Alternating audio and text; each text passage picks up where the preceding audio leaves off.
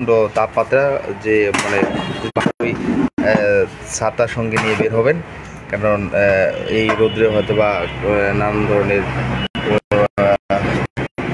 অসুখ বিসুখ হতে পারে আপনাদের, তাই সাবধানে খুব বের হবেন। জরুরি প্রয়োজন ছাড়া এই রোদ্রের মধ্যে বাসা থেকে বের হওয়ার প্রয়োজন নেই বলে মনে করা যায় আর কি। জরুরি প্রয়োজন হলে অবশ্যই বের হবেন, তবে সঙ্গে অবশ্যই ছাতা নিয়ে বের হবেন।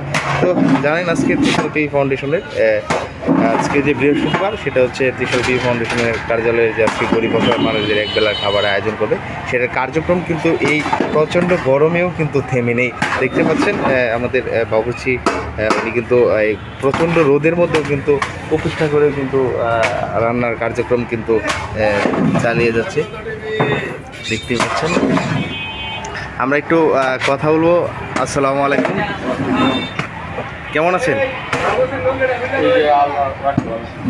আজকে কি আয়োজন করেছেন আপনাদের মেহমান খানায়?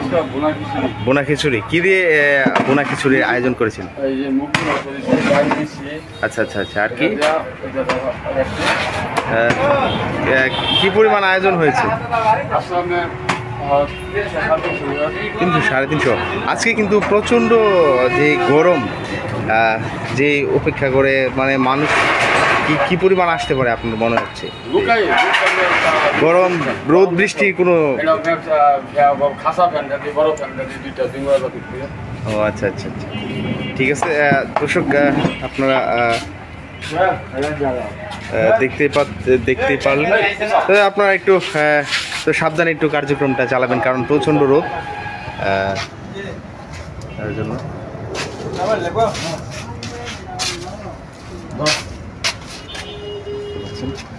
সাথে কি মুগ ডাল হবে না? মুগের ডালও কিন্তু দর্শক আছে। এভাবে কিন্তু প্রতি সপ্তাহে একটা দিন কিন্তু তারা বিনা স্বার্থে কিন্তু কাজ করে থাকে। দেখতে পাচ্ছেন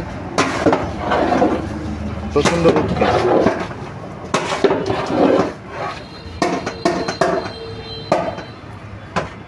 দর্শক এই পর্যন্তই, সুস্থ থাকুন, ভালো থাকুন, সেই প্রত্যাশা নিয়ে আজকের মতো এখানে বিদায় নিলাম। একটু পরে আবার যুক্ত হবো। আসসালামু আলাইকুম।